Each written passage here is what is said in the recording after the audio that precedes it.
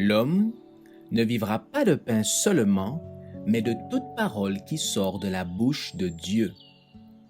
Voici votre moment de méditation quotidienne.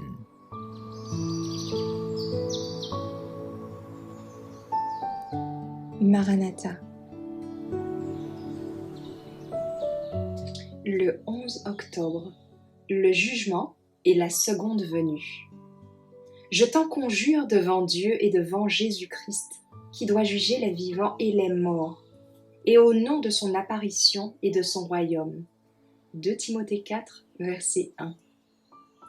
Christ veut que tous comprennent les événements de sa deuxième venue.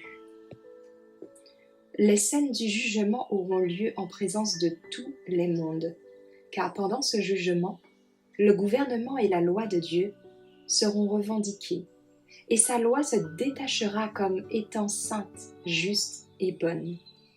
À ce moment-là, chaque cas sera décidé, et la sentence sera prononcée sur tous.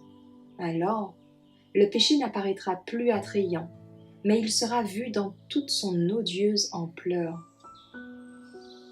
Tous verront quelle est leur relation avec Dieu et avec les autres. Aucun langage humain ne peut décrire les scènes de la seconde venue du Fils de l'homme sur les nuées des cieux. Il viendra avec sa propre gloire, avec la gloire de son Père et celle de tous les saints anges. Il reviendra revêtu du vêtement de lumière qu'il a porté durant l'éternité. Les anges l'accompagneront, des milliers de millions l'escorteront. On entendra le son de la trompette appelant les morts à sortir de leur sépulcre. La voix de Christ traversera la tombe et pénétrera dans les oreilles des morts, et tous ceux qui sont dans les sépulcres en sortiront. Jean chapitre 5, versets 28 et 29. Toutes les nations seront rassemblées devant lui. Matthieu 25, verset 32. Celui qui mourut pour les hommes les jugera au dernier jour, parce que le Père a remis tout jugement au Fils. Il lui a donné le pouvoir de juger, parce qu'il est Fils de l'homme. Jean 5, versets 22 et 27. Quel jour que celui où ceux qui auront rejeté le Christ verront celui qui fut percé par leurs péchés. Lors de sa seconde venue, la conviction s'emparera de tous les cœurs.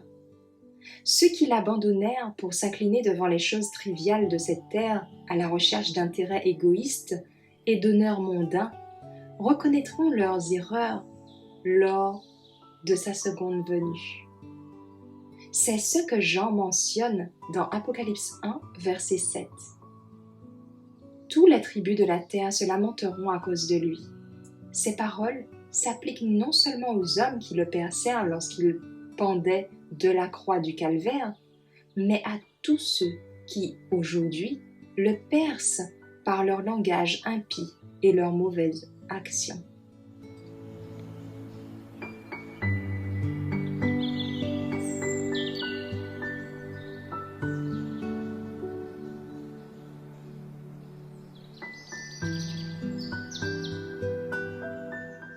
Merci d'avoir écouté cette présentation.